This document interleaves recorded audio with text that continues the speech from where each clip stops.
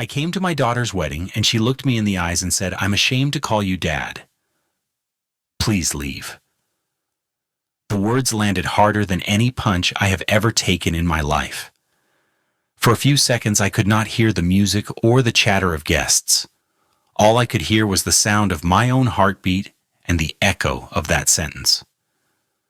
I stood there holding a small gift box wrapped in silver paper, the same box I had carried in with a quiet pride, because I believed this day would be the celebration of everything I had worked for. My name is Robert Whitaker. I am 67 years old, a retired construction engineer from Phoenix, Arizona. I spent more than 40 years working with steel and concrete building houses and small office blocks across the desert valley. I am a man who believes in showing love through action.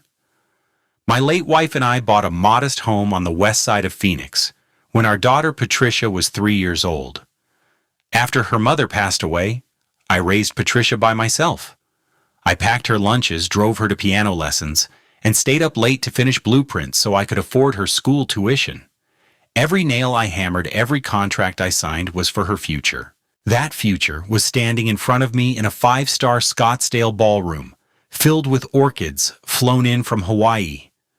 The string quartet played a soft piece in the background, and the golden evening light of Arizona filtered through tall glass windows. Guests were dressed in elegant suits and sparkling dresses. Waiters carried trays of champagne and hors d'oeuvres that cost more per plate than my weekly grocery bill at Safeway. It was the kind of wedding I had dreamed of giving my daughter. I had written checks for the flowers, the music, the photographer, the caterer, even the imported candles that scented the air with vanilla and sandalwood. By the time the final invoice arrived, I had already paid $147,000 for that day. When Patricia spoke those words, a hush followed, small but sharp. A few people turned their heads.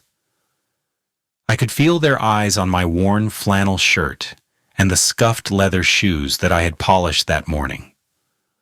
Michael, the groom, stepped closer with a tight smile that never reached his eyes. "Immediate family only," he said quietly, as if the money that built the night meant nothing. "Money doesn't buy class, sir." I looked around the room and for the first time noticed the separation. Tesla sedans and German imports lined the valet entrance outside, while my old Ford F-150 sat at the far edge of the parking lot. Inside, the air smelled of imported roses and expensive champagne. I thought of the years I spent eating frozen pizza on Thanksgiving, so I could work double shifts. I thought of the private school in Phoenix and the Vanderbilt tuition that cost $52,000 a year. I thought of the late nights when I came home with calloused hands, too tired to cook, but still managed to read Patricia a bedtime story.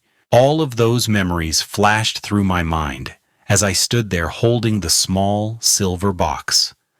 I felt a wave of humiliation, then a deeper ache that reached back through every sacrifice. The gift inside the box was not expensive, just a framed photograph of Patricia and me taken when she was 6 years old. In the picture, we are standing in front of the first house I ever built on my own. I had carried it here, believing it would be a reminder of where we began, a quiet symbol of love and perseverance. The music continued as if nothing had happened. A waiter passed by offering champagne, unaware of the storm that had just broken in my chest. I set the box gently on a nearby table. My hands were steady, even though my heart was racing.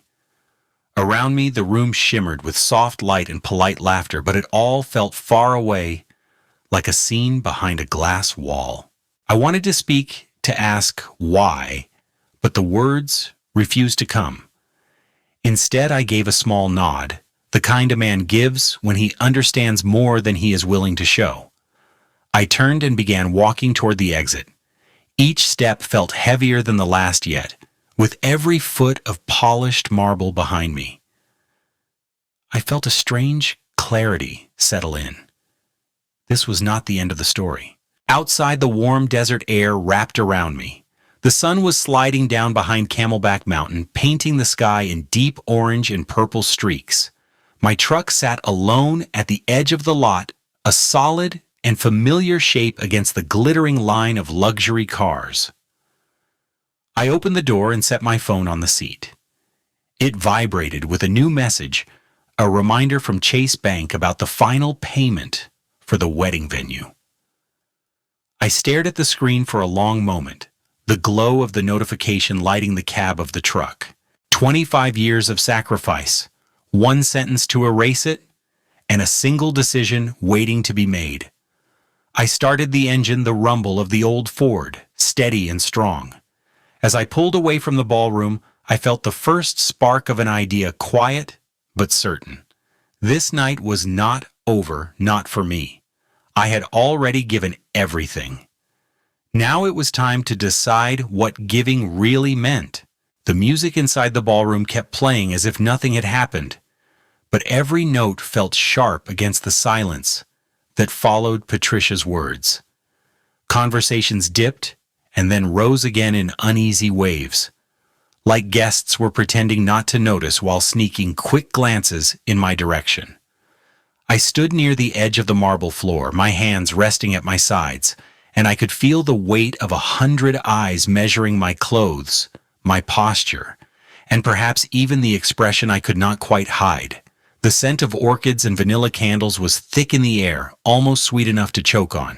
Patricia stayed by the entrance, her bridal gown catching the light like a halo, but her face held the cold control of someone reading from a script.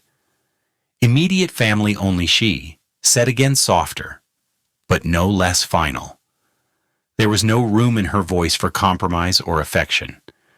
Michael the groom stepped forward with a practiced smile that belonged more to a business meeting than a wedding celebration.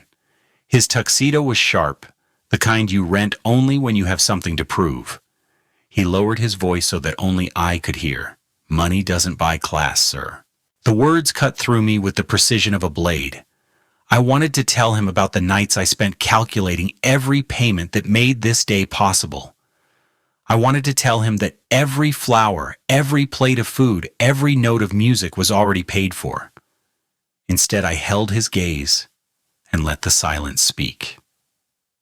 He looked away first, a quick flick of the eyes that told me he had expected me to argue. I did not give him that satisfaction. Around us, the party continued.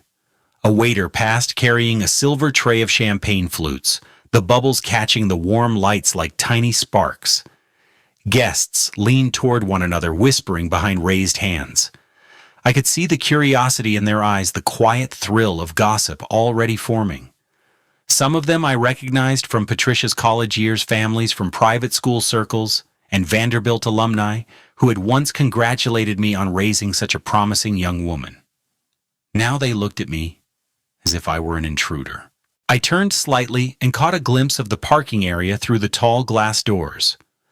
Outside, my old Ford F-150 sat at the far edge of a row lined with Teslas, BMWs, and black Mercedes sedans. The contrast struck me harder than I expected. That truck carried every memory of my working life. It had hauled steel beams in the July heat and delivered Christmas trees in the winter. It had been my companion through decades of construction sites and late-night drives back from jobs that paid for Patricia's education. Tonight, it looked like a relic among machines of a different class. Inside, a string quartet played a piece I did not recognize.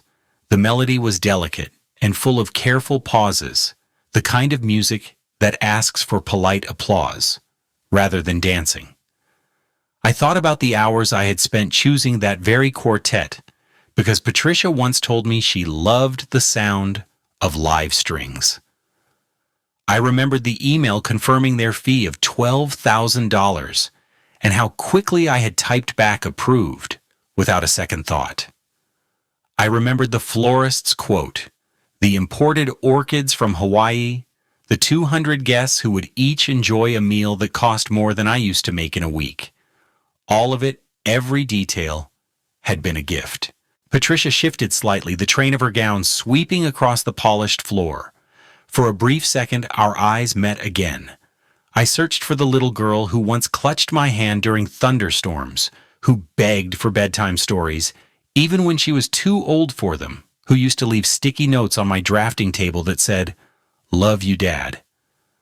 I could not find her in the measured expression she wore now. Instead, I saw someone determined to erase the man who built the very foundation of her life. A guest brushed past me with a murmured excuse, the faint smell of expensive cologne trailing behind. I felt a sudden urge to defend myself, to remind everyone in that room that the man they were quietly dismissing had built more than buildings. He had built this night. But I knew that any words spoken in anger would only feed the story they were already telling. The quiet dignity of leaving would speak louder than any argument. I took one last look around the ballroom. The chandeliers glowed with soft amber light. The orchids stood in perfect arrangements along the walls. The music swelled to a gentle peak. It was beautiful, and it was no longer mine. I turned toward the door and began to walk. My steps echoed on the marble, each one a small declaration that I would not beg for a place at a table I had already paid for. As I reached the entrance, I felt the cool desert air slip through the small gap between the glass doors. It carried the dry scent of Arizona evenings, a mix of dust and warm stone. I pushed the door open and stepped outside. The sound of music dulled behind me, replaced by the distant hum of the city and the faint chirp of crickets in the landscaped hedges. The parking lot stretched before me in long rows of polished metal and soft reflections. My Ford waited at the far end, paint faded, but engine steady, a reminder of every mile I had driven to earn the money that built tonight's spectacle. I walked toward it slowly, letting the warm air settle my thoughts. Each step away from the ballroom loosened the knot in my chest. The humiliation remained, but it carried with it a clarity I had not felt in years. When I reached the truck, I paused and looked back through the glass. Inside, the lights glowed, and the guests moved like figures in a silent movie. They believed the man who built their dream venue did not belong.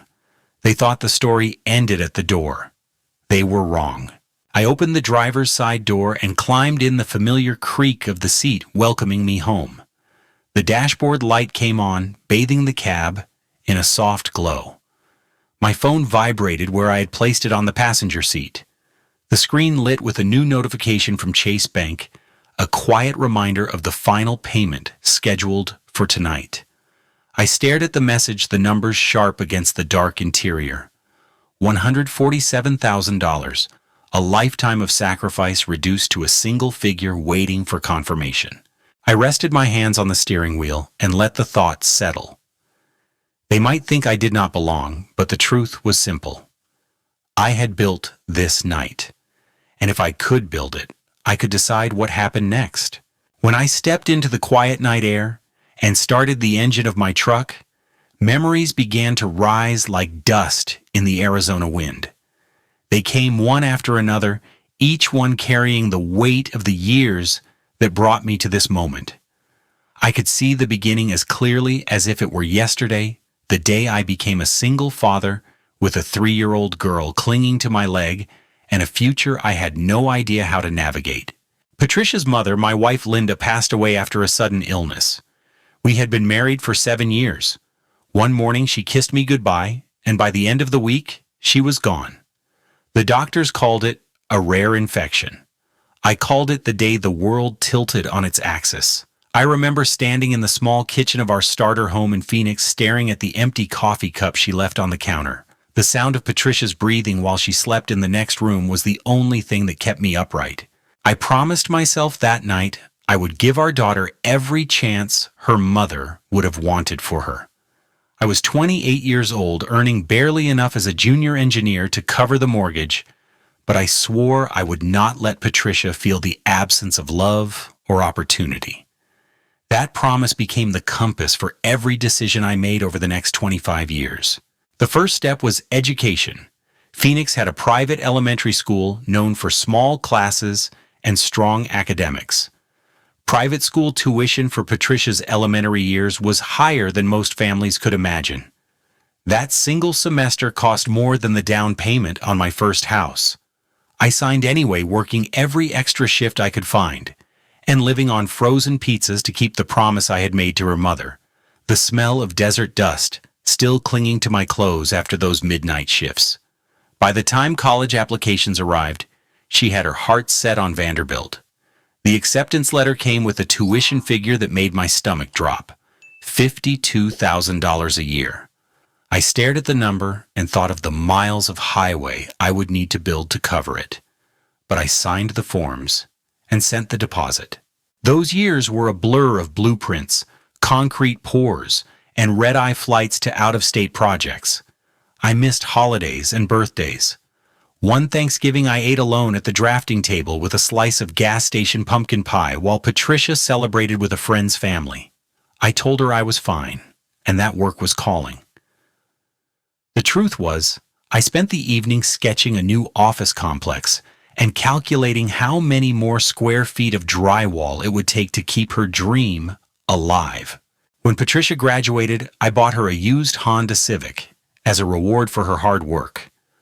I remember the look on her face when she saw the little silver car parked in our driveway, the way she hugged me so tightly I could feel her heartbeat against my chest. A few years later, she hinted that the Civic felt small compared to the cars her friends drove. I traded it in for a BMW 320i so she would not feel out of place. I told myself it was just a car, but deep down, I knew it was another way of saying I wanted her to belong anywhere she chose to go. Every sacrifice felt worth it each time she called home with good news: a scholarship for a semester abroad, a summer internship with a respected firm, a letter of recommendation from a professor who said she was one of the brightest students he had ever taught. I kept those letters in a drawer in my office, reading them on nights when exhaustion threatened to swallow me whole. Now sitting in the cab of my truck outside the glittering ballroom, those memories pressed against me like the heat of a Phoenix summer. I thought of Linda and the vow I made over that cold coffee cup. I thought of the private school bills, the Vanderbilt tuition checks that cleared just before the deadline, the countless Thanksgivings spent with frozen dinners instead of family gatherings. I thought of every overtime shift and every missed vacation. Every sacrifice, every dollar, every hour spent away from home had been for Patricia. And tonight, she could not even bring herself to say thank you. The silence in the truck felt heavier than the desert air. My phone lay on the passenger seat, its screen glowing with a new notification. A message from the bank waited to be opened. I reached for it, my fingers pausing just above the glass. One call could decide the future of this wedding, of every payment I had made, of every promise I had kept. The thought settled in my chest like a steady drumbeat. Every sacrifice, and she could not even say thank you. My thumb hovered over the screen. The night outside was still and endless, the stars beginning to emerge over the dark outline of Camelback Mountain. Somewhere behind those glass doors, music played and guests laughed, unaware that the man who built their dream evening was sitting in a truck at the far edge of the parking lot. I drew a slow breath and let the memories sharpen my resolve. The story was far from over. I sat in the cab of my truck with the engine idling and the desert night pressing against the windows. The glow from the dashboard cast a soft light across my hands as I stared at the notification from Chase Bank. Final payment scheduled tonight. $147,000. A lifetime of sacrifice reduced to a single number waiting for approval. My thumb hovered over the screen, while the memory of Patricia's words replayed in my head. I am ashamed to call you Dad. Please leave. For a long moment, I listened to the steady rumble of the engine. The sound reminded me of the job sites where I had spent most of my life, the comforting rhythm of machines that never judged and never lied. I thought of the hours I had worked to earn every dollar now tied to that ballroom. I thought of the guests inside sipping champagne and whispering that I did not belong. One phone call could rewrite the night. The thought was quiet, but it carried a certainty I could not ignore. I opened the banking app and entered my password. My hands were steady. The screen lit up with the account details and the pending payments. Venue rental catering service, florist music contract. Each one showed a final charge ready to post before midnight. I tapped the number for customer service and waited while the line connected. A recorded voice offered options, and cheerful music filled the cab.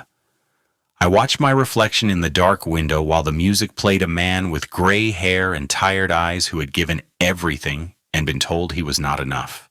When the representative answered, I explained calmly that I needed to stop several scheduled payments. She asked for my name, my account number, and the security code on file. I gave each detail without hesitation.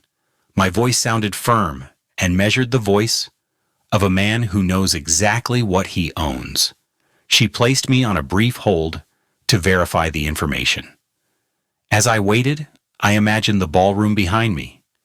I pictured the orchids being adjusted, the quartet moving into another song, Patricia smiling for photographs, as if the night belonged entirely to her. The representative returned and confirmed my identity. "Mr. Whitaker, I can stop the payments if you give verbal authorization. The total amount is $147,000. Are you sure you want to proceed?" I closed my eyes and saw Linda's coffee cup on the counter, the morning she died, the frozen pizzas, the Vanderbilt tuition checks, the nights spent alone on Thanksgiving. I thought of Patricia standing in that gown, telling me I did not belong. I opened my eyes and answered with a single word. Yes. She asked for the security code once more. I repeated it. There was a pause, and then the quiet click of keys being pressed. "All payments have been stopped," she said. "The funds are now on hold and will not be released without your approval." A slow breath escaped my chest. It felt as if a weight had shifted from my shoulders to the cool night air. "Thank you," I said, and ended the call. For a moment, I sat in the silence of the cab, listening to the ticking of the engine as it cooled. The decision was final. The money that built the night now rested in my hands alone. I opened my contacts and scrolled to the list of vendors. The florist, the catering company, the music coordinator, the event manager at the hotel. Each name represented a contract I had signed and a promise I had paid for. My thumb rested on the first number. I hesitated only long enough to draw a steady breath. Then I pressed the call button. As the phone rang, I pictured the ballroom again. The chandeliers glowing like captured stars, the guests laughing beneath them, unaware that the foundation of their celebration was shifting beneath their feet. The florist answered on the second ring. I introduced myself and explained that I was the primary account holder and that payment had been stopped. I requested that all additional services be halted immediately. The voice on the other end sounded startled but professional. She promised to send a team to retrieve the arrangements before the night was over. I ended the call and selected the next number, catering.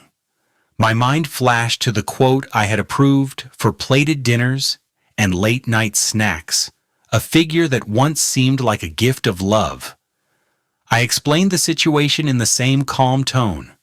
The manager asked if something had gone wrong. I simply told him the client was no longer authorized. He paused, then agreed to pull his staff as soon as the current course was served. Each call followed the same pattern. Identify myself, confirm the stop request, immediate action. With every confirmation, the knot in my chest loosened a little more. I could almost hear the subtle chain reaction beginning inside that ballroom. A florist team stepping through the side entrance. A catering supervisor whispering instructions to the waiters. A musician noticing a text message from the coordinator. The night would not unravel all at once. It would fall apart piece by piece, each detail revealing the truth that the man they dismissed was still the architect of everything around them. When the last call ended, I rested the phone on the console and looked out across the parking lot. The desert sky had deepened into a rich indigo. Stars glittered above Camelback Mountain, sharp and clear against the darkness. The air carried the faint scent of creosote and warm stone. I felt a strange calm settle over me. This was not revenge for the sake of cruelty. This was a lesson in ownership, a reminder that respect cannot be bought with someone else's money and then denied to the person who earned it. I turned the key to restart the engine and listened to the steady sound that had carried me through decades of long drives and late-night jobs. Inside the ballroom, the music still played, but soon it would falter. The flowers would disappear, the food would stop arriving, and the lights would dim one by one. They thought the man who built their dream venue did not belong. Tonight, they would learn otherwise. Back inside the ballroom, the night began to shift in ways no one could quite explain. I was no longer there to see it in person, but the reports came quickly through messages and photos that lit up my phone. The first sign was almost invisible. A quiet pause in the music as the string quartet reached the end of a piece and did not begin the next one. Guests clapped politely and then waited. The musicians lowered their instruments and began packing them into black cases. People whispered that perhaps it was a scheduled break. A few looked toward Patricia and Michael for reassurance. None came. The florist team arrived next. Two young men in dark shirts slipped through the side entrance with rolling carts. They moved with the calm efficiency of workers who had received very clear instructions. Centerpieces of imported orchids were lifted from tables and carried away, while waiters still refilled champagne flutes. The scent of the flowers once so heavy in the room began to thin. Guests pulled out phones and snapped photos, the soft glow of screens reflecting in the crystal glassware. A woman near the dessert table asked if the flowers were being replaced with something even grander. No one answered. Then the catering staff began to change pace. Plates of the main course stopped leaving the kitchen. Waiters walked briskly from table to table, collecting untouched bread baskets and folding napkins. A guest raised a hand to request another glass of wine, and the waiter simply shook his head with an apologetic smile. The chatter in the room turned sharp and restless. Someone near the back muttered that the bar had run out of champagne, though cases of unopened bottles still stood in the service alcove. The ripple of confusion spread like a current through water. I imagined the sound of shoes on marble as guests stood to see what was happening. The chandeliers above cast steady light, but the atmosphere beneath them began to feel fragile, as if the entire celebration rested on a floor about to crack. Phones appeared everywhere, cameras catching every movement of the florist carts and the silent quartet. Photos posted to social media within minutes carried captions filled with questions and exclamation marks. By the time I refreshed my own screen, a short video of the musicians leaving the stage had already gathered hundreds of views. The ballroom manager hurried across the floor, her radio pressed to her ear. I could picture the tension in her voice as she tried to reach the vendors, and heard only polite confirmations that payments had been stopped. Behind her, the hotel staff began quietly locking the sliding doors to the kitchen. A guest tried to open one and found it sealed. The faint clatter of dishes being removed echoed from inside. The music had stopped first, then the food. Soon the lights would follow. Patricia stood near the head table, her bridal gown bright against the growing unease. She clutched a bouquet that no longer matched the empty tables around her. Michael's jaw tightened as he spoke into his phone, his free hand waving sharply at the coordinator. Michael paced near the dessert table, phone pressed to his ear. "Dad, this is a disaster," he hissed into the receiver. A groomsman tried to calm him, but Michael waved him off. "This is sabotage. Who does he think he is?" a hotel staffer murmured. "Maybe he's the man who paid for all this." Just loud enough for a few guests to hear. The florist team returned for the final sweep, removing the grand arch of orchids that framed the dance floor. The arch had cost nearly $8,000, a figure I remembered approving without a second thought. Now it rolled out on a cart while guests stepped aside to let it pass. The scent of flowers faded into the cool, neutral air of the hotel. Patricia's eyes followed the arch until it disappeared through the service door. I received another message from the florist, confirming that the pickup was complete, and thanking me for the clear instructions. I imagined the look on Patricia's face as she watched the last blossoms vanish. Somewhere in the room, a child began to cry, the sound cutting through the growing murmur of adults. A waiter lowered the dimmers slightly to calm the atmosphere, but the softer light only sharpened the sense that something irreversible was unfolding. Outside my truck sat in the far corner of the parking lot, a silent witness to the unraveling. I could almost hear the confused voices through the heavy doors. Guests refreshing their social feeds saw the first posts of the night already spreading beyond the wedding circle. A short clip of the quartet packing their instruments carried the caption "Music canceled mid-wedding in Scottsdale." Another photo showed a half-empty table with the flowers removed. Comments multiplied with every refresh. The ballroom manager finally approached Patricia with a clipboard and a cautious expression. Though I could not hear the conversation, I knew the words. Payment authorization revoked. Services suspended. The terms were clear and legally binding. Patricia's eyes widened and she turned to Michael, her lips moving quickly, as if speed alone could undo the chain of calls I had set in motion. Michael stepped away and pressed his phone to his ear again, pacing in tight circles near the dessert station. His face flushed with frustration as each call ended in the same confirmation. Services canceled by the primary account holder. The tension reached a quiet peak. Guests began to drift toward the exits, some out of discomfort, others eager to share the unfolding drama with friends outside the ballroom. The once warm chatter had become a low storm of speculation and digital notifications. Social media carried the story far beyond the hotel walls. I watched the numbers climb on my phone as videos of the halted service spread across Phoenix. Each new post was another echo of the decision I had made only minutes earlier. Back inside, Patricia clutched her phone with trembling hands. Her gown shimmered under the soft light as she pressed call after call to a number that kept sending her to voicemail. My number. I let the phone vibrate on the seat beside me. Each buzz was a reminder that the power had shifted. The man they had dismissed was the same man who still held the foundation of the night in his hands. The music had stopped first, then the food, then the flowers, and as the night wore on, the lights would follow. The phone began to vibrate before I had even left the hotel parking lot.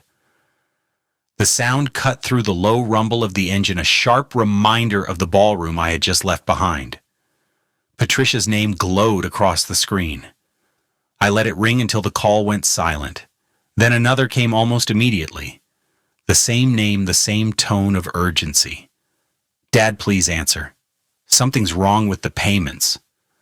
Her voice spilled through the voicemail preview like a crack in the perfect night she had tried to build.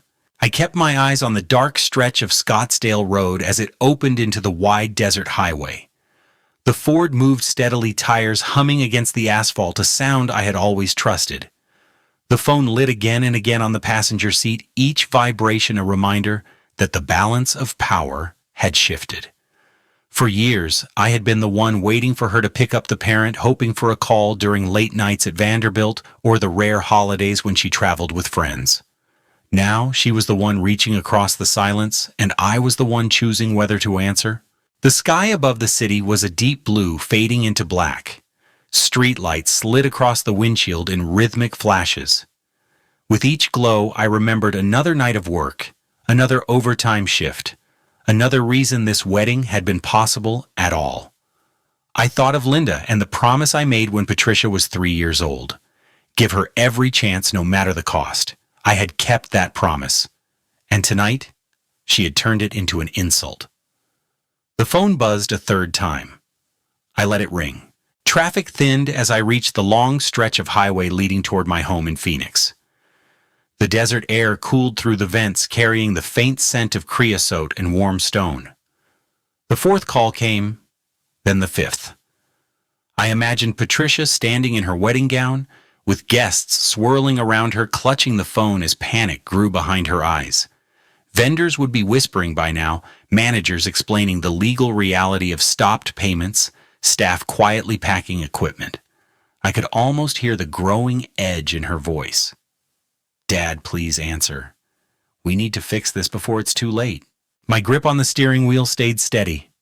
I had spent decades solving emergencies for clients, calming subcontractors, and fixing the mistakes of others. Tonight I felt no need to rush. I knew exactly what was happening inside that ballroom. The music had stopped first, then the food. Soon, the lights would follow. Each minute I stayed silent was another lesson written in real time. Respect is not a bill you can pay after the fact. The sixth call arrived as I approached the familiar exit to my neighborhood. I watched the screen light up and fade while I slowed to make the turn. The small houses and quiet streets of West Phoenix welcomed me like an old friend. Porch lights glowed against the dark. Neighbors were settling in for the night, unaware of the storm unraveling just a few miles away. I parked in my driveway and let the engine tick as it cooled. The phone vibrated again. Seventh call. By the seventh call, I finally answered. My voice was calm, almost gentle. "Hello, Patricia." There was a sharp inhale on the other end, the sound of someone holding back tears and anger at the same time. "Dad, you have to stop whatever you did. The florist is taking the flowers. The food service has stopped. People are leaving. Michael is furious. What is going on?" Her words tumbled over each other in a rush. I listened without interrupting. When she paused, I said, "Nothing is going on that was not already decided. The payments were mine. I chose to stop them." The silence that followed stretched long enough for me to hear the faint crackle of noise from the ballroom in the background. Then her voice returned sharp with disbelief. "You can't do that. This is my wedding." "It was my gift," I said quietly. "And gifts require respect." Another pause heavier than the first. "Dad, please, people are watching. Just fix it." I let the words settle before I answered. "Tonight is not about fixing. It is about understanding. I gave you 25 years of sacrifice, and you told me I did not belong. Now you will see what that really means." I ended the call before she could reply. The quiet that followed filled the cab of the truck like a steady tide. I carried the phone inside and set it on the kitchen counter. The house smelled faintly of cedar from the old cabinets and the cool night air drifting through the open window. I walked to my desk, where the laptop waited, the same desk where I'd calculated every tuition payment and every mortgage check for decades. I opened the computer and began creating a new spreadsheet. Across the top, I typed a single title, 25 years. Line by line, I entered every major expense I had covered. Private school tuition in Phoenix. Vanderbilt tuition at $52,000 a year. Study abroad fees. The Honda Civic, and later the BMW 320i. Rent for the Nashville apartment during her internship. The engagement party catering. And now the wedding contracts totaling $147,000. Each number appeared in neat columns, a lifetime of work, reduced to figures that told a story more clearly than words ever could. As I worked, the phone vibrated again with another incoming call. I let it ring. The screen went dark and lit again with a new message. I ignored it. The act of recording every sacrifice brought a calm focus that no apology could replace. I wanted a record of everything I had given so that when the time came, Patricia would see not only the money, but the years behind it. Outside, the neighborhood remained quiet. A distant siren faded into the night and the soft hum of an air conditioner kicked on across the street. I typed the final figure and saved the file. The total glowed on the screen, a silent testament to decades of effort and love. I closed the laptop and rested my hands on the desk. The phone buzzed one last time and then fell silent. I knew Patricia would keep trying. I knew the night inside the ballroom would continue to unravel. But here in my own home, with the spreadsheet complete and the memories laid bare in black and white, I felt a steady calm.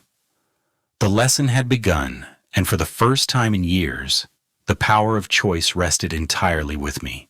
I sat at my desk long after midnight with the glow of the laptop bathing the room in a pale blue light.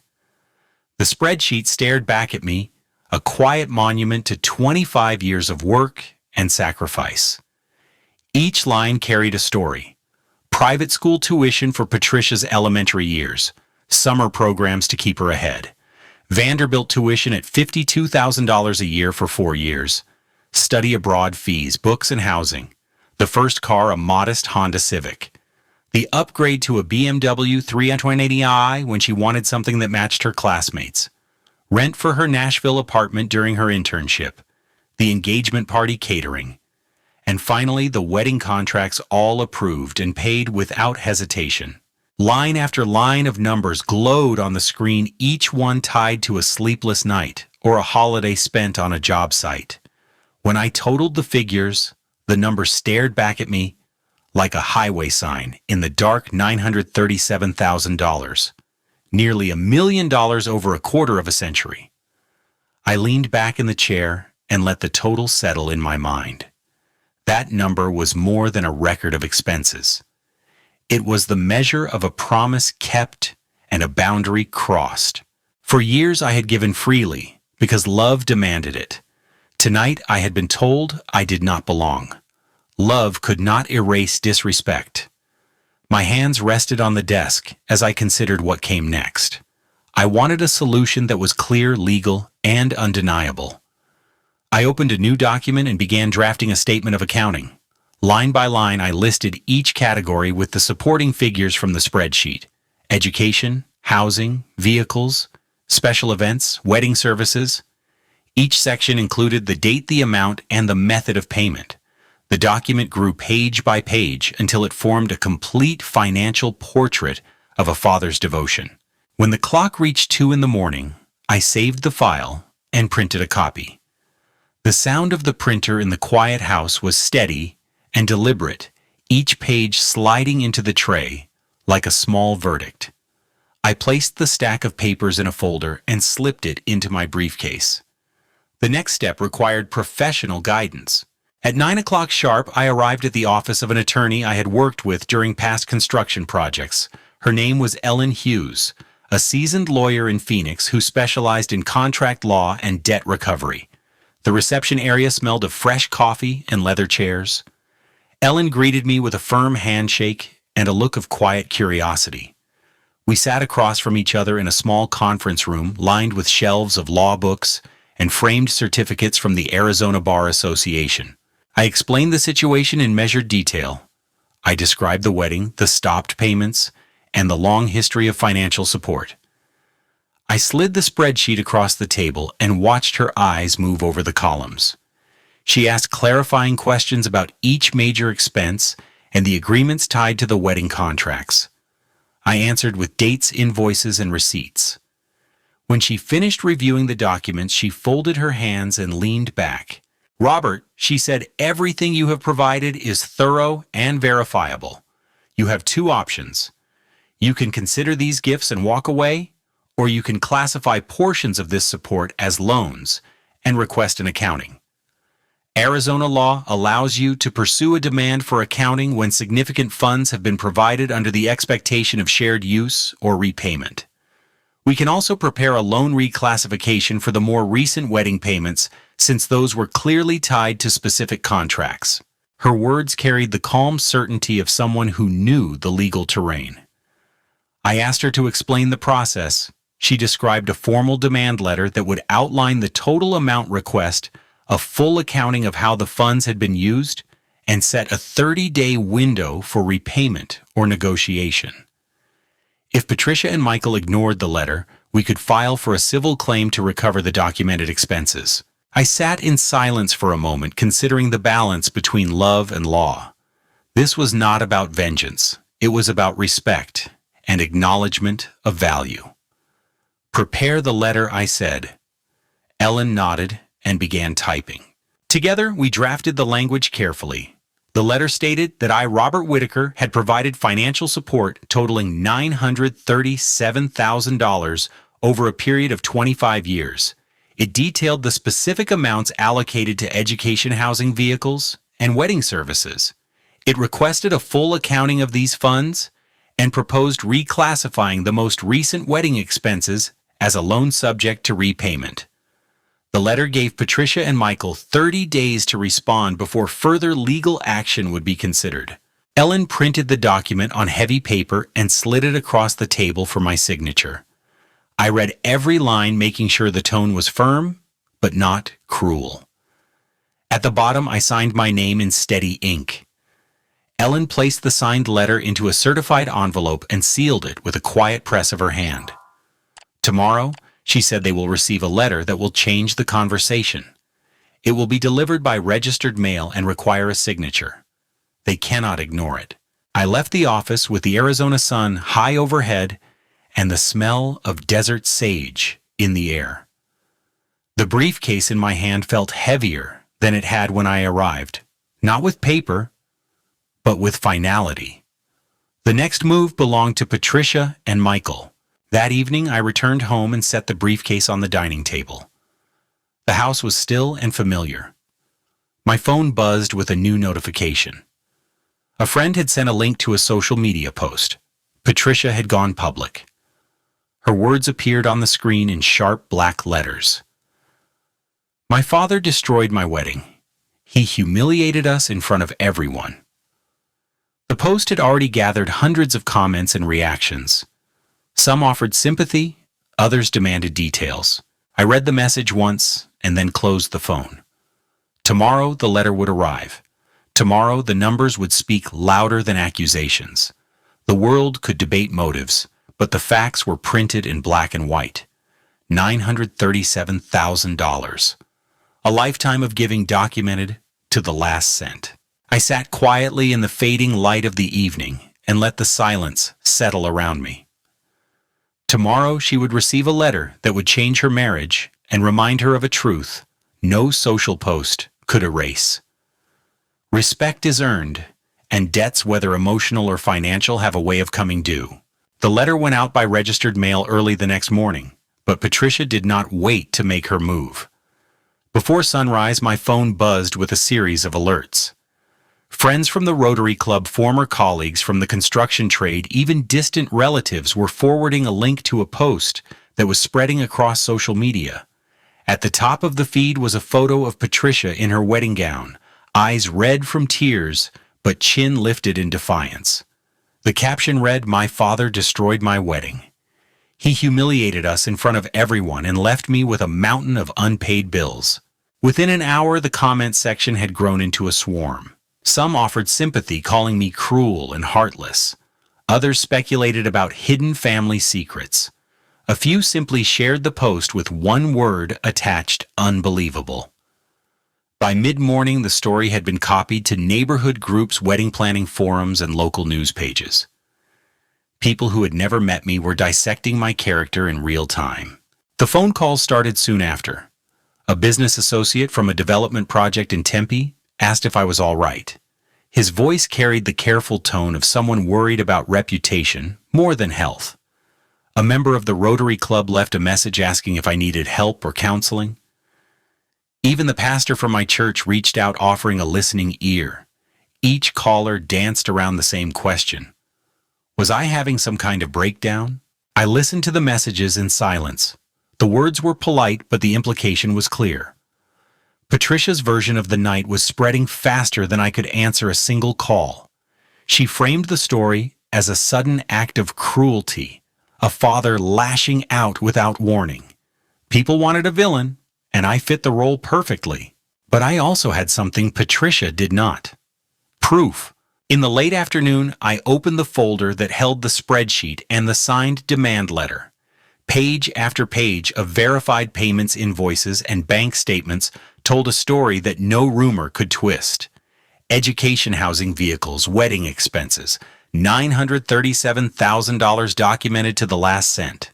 It was a lifetime of sacrifice, presented not as a boast, but as a record of fact. I scanned the documents and saved them as a single file. Then I wrote a short statement of my own. It was not dramatic or angry. It simply explained that I had supported my daughter financially for 25 years, that I had paid for the wedding in good faith, and that the payments were stopped only after being told I was not welcome. I attached the spreadsheet to the statement and emailed it to a reporter I trusted at the Phoenix Herald, a woman named Karen Torres, who had once covered a construction dispute for one of my projects. Karen responded within minutes. "Robert, this is thorough. Are you willing to go on record?" I told her she could publish every figure as long as the documents were presented exactly as they appeared. She promised accuracy and thanked me for the trust. By evening, the first article appeared online with the headline "Father Shares Financial Records After Viral Wedding Accusation." The piece included excerpts from the spreadsheet and a balanced summary of both sides. Karen quoted the demand letter and explained the legal concept of a demand for accounting and loan reclassification under Arizona law. She noted that the documents showed decades of consistent support and recent payments totaling $147,000 for the wedding alone. The effect was immediate. My phone lit again, but this time the messages carried a different tone. Friends from the Rotary Club apologized for assuming the worst. Business partners sent texts of support, some with words like steady and admirable. Even the pastor wrote back saying he was praying for reconciliation, but admired my restraint. On social media, the tide began to turn. Comments on Patricia's original post shifted from outrage to questions. "Have you seen the Herald article? The financial records look pretty clear. Maybe there is more to the story." Some users linked directly to the spreadsheet highlighting the tuition figures and the line showing the wedding payments. A few even calculated the interest I could have earned if the money had been invested instead of spent. By nightfall, the phrase "wedding payment reversal" trended across Arizona. Local radio stations discussed the story during evening drive time. Callers debated the responsibilities of parents and adult children. Some sided with Patricia, arguing that love should be unconditional. Others pointed to the documents and said respect must flow both ways. The debate grew louder with every refresh, but the facts remained anchored in black and white. I sat in my living room watching the coverage on a muted television while the desert sky darkened outside. The lights of Phoenix flickered like a field of small fires across the valley. My phone buzzed with another notification. This one came from Karen at the Herald. By morning, her message read, "The truth will be trending across the state." I set the phone down and leaned back in the chair. For the first time since the wedding night, I felt the tightness in my chest begin to ease. I had not raised my voice or thrown a single insult. I had simply presented the truth and allowed it to stand on its own. People could debate motives and feelings, but the record of $937,000 spoke louder than any accusation.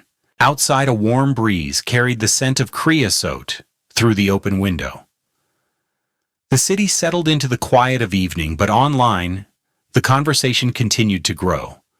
Patricia had unleashed a wave of attention she could not control, and now that wave was turning. Tomorrow, the certified letter would arrive at her door. Tomorrow, she would read every figure and face the reality behind the wedding she had claimed as her own. By morning, the truth would trend across Arizona, and no amount of hashtags or angry posts could bury it. 6 days after the wedding, everything Patricia valued began to fall apart. I did not need to be present to witness it. The calls and quiet updates arrived in steady waves from people who had been inside their social circle and now found themselves watching a slow collapse. The first message came from a contractor I knew through a Phoenix development group. He had attended a networking breakfast where Michael's name came up in hushed conversation. The family of the groom, embarrassed by the public spectacle, and the newspaper article, had decided to distance themselves. Contracts that Michael had counted on for future projects were suddenly delayed or canceled. Meetings were postponed with polite but firm emails. His father withdrew an offer of financial backing for a real estate deal, citing unforeseen complications. Another call followed from a friend at the Rotary Club. He had heard that Michael's business partners were quietly stepping back. Investors who once competed for his attention were now avoiding phone calls. No one wanted to be associated with a man whose wedding had turned into a viral lesson in arrogance. The spreadsheets and the demand letter had circulated far beyond Phoenix. The story was being discussed in professional forums and small business groups across the state. Respect and credibility, once so carefully cultivated, were slipping away faster than any contract could repair. By the third day, Patricia began to feel the strain herself. A neighbor who had always been quick to invite her for coffee stopped returning messages. Bridesmaids who had once filled group chats with photos and inside jokes grew silent. Social media, which had carried her accusation against me into the spotlight, now delivered a different kind of attention. Comments shifted from sympathy to quiet criticism. Have you seen the documents? $937,000 is not a small gift. Maybe she should apologize. The tone was not cruel, but it was relentless. The fourth day brought another twist. A local television station aired a follow-up segment on the story.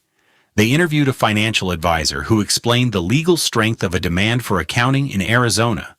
He spoke in plain terms about the difference between a gift and a reclassified loan, and the audience responded with a flood of calls supporting the father's right to protect his investment.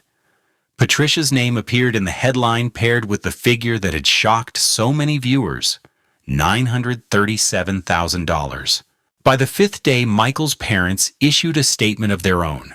They expressed regret for the misunderstanding and emphasized that they had no knowledge of the disrespect shown to me on the wedding night. They wished me well and offered to meet privately to discuss repayment of the wedding expenses. Their words were polite, but the subtext was unmistakable. They were severing ties with the couple to salvage their own reputation. 6 days after the wedding, the final break came. A mutual acquaintance sent me a message late in the evening. Michael had left the shared apartment and returned to his family home. The business collapse combined with mounting social pressure had fractured the young marriage before the honeymoon was even complete. Patricia was left alone with unpaid bills, canceled contracts, and the lingering echo of a party that had turned into a public spectacle.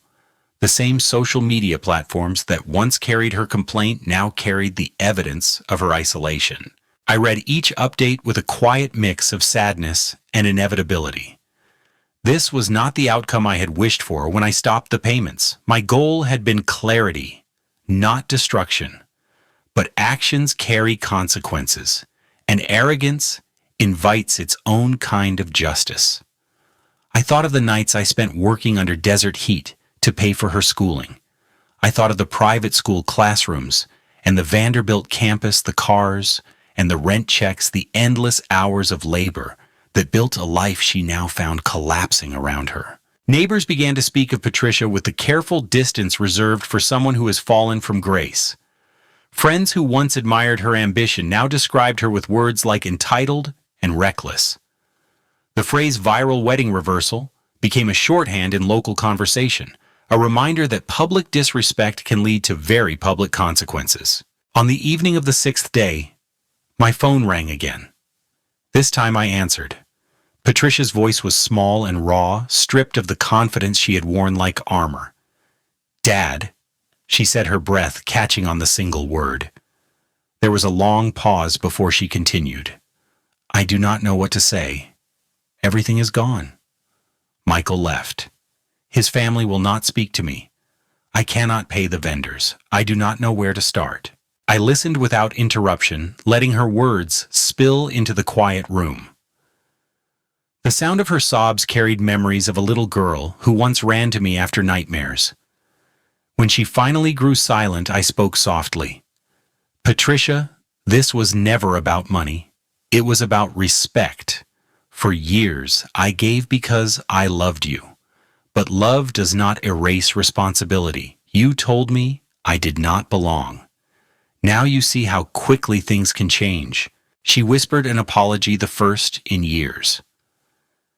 It was not elaborate or rehearsed. It was a simple plea from a daughter who had discovered the hard edge of consequence. I told her we would talk again, but first she needed to find steady ground. I ended the call with a calm that came not from triumph, but from the certainty that the lesson had finally taken root. 6 days after the wedding, everything she valued was gone. Her husband, her financial support, her social standing. The world that had once seemed so secure now rested on the same fragile foundation she had tried to deny. Justice had not come with shouting or revenge. It had arrived quietly, step by step, carried by the truth that respect once lost cannot be purchased with someone else's money. The sun was slipping behind the desert hills when Patricia called again. The sky over Phoenix burned with streaks of orange and deep purple, a color that always reminded me of quiet endings and fresh starts. I sat on the back porch with a cup of coffee cooling in my hands. The phone vibrated against the wooden table, and for a moment I simply watched the name on the screen. I let it ring once, twice. Then I answered. Her voice was soft and unsteady. "Dad, it's me. I know you probably don't want to hear from me, but please don't hang up." I told her I was listening. There was a long pause filled with small sounds of breathing and the faint echo of a television in the background. Then the words came in a rush. "I am sorry. I was wrong. I let people fill my head with pride, and I treated you like a stranger.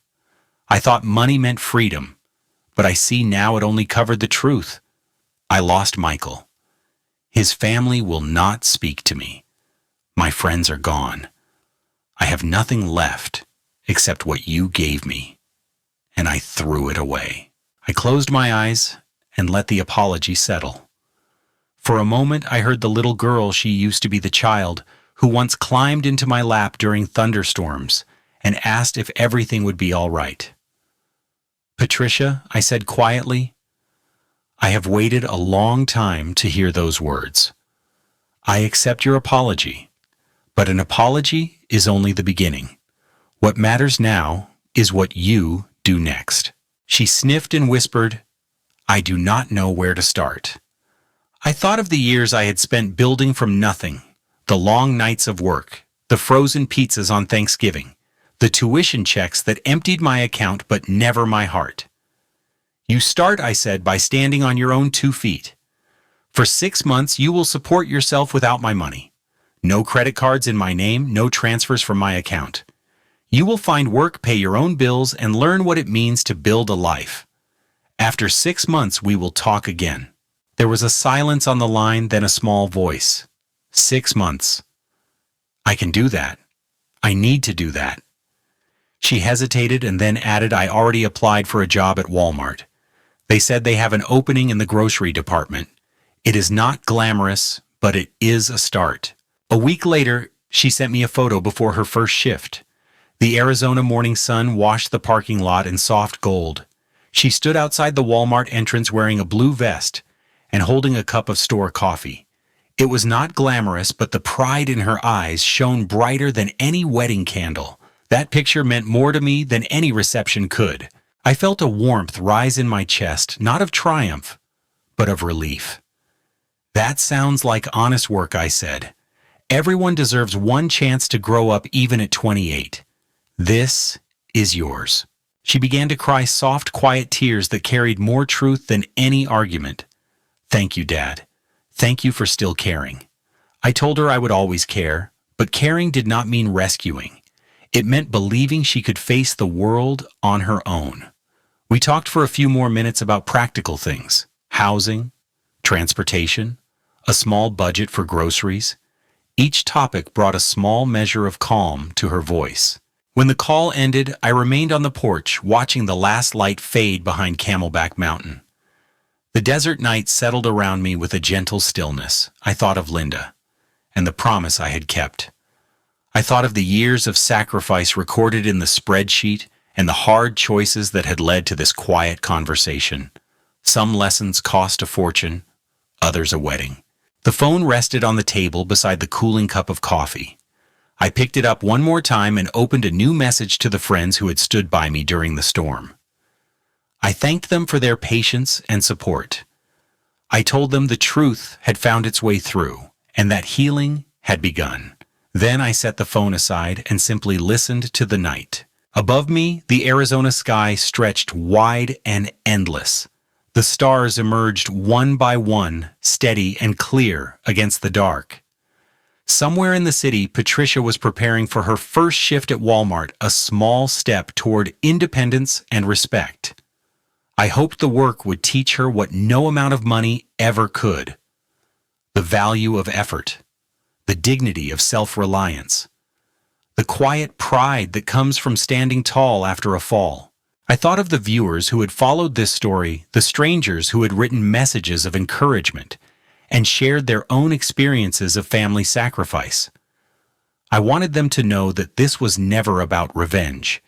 It was about love, strong enough to demand growth.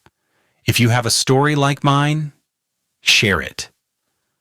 Tell someone about the nights you stayed up to keep a promise, about the boundaries you had to draw to protect your dignity. Your words might help another parent find the courage to stand firm.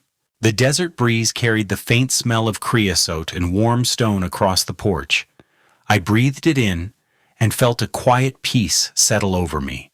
Tomorrow Patricia would wake to a new day, not as a bride surrounded by luxury, but as a young woman beginning the hard and honest work of building her own life.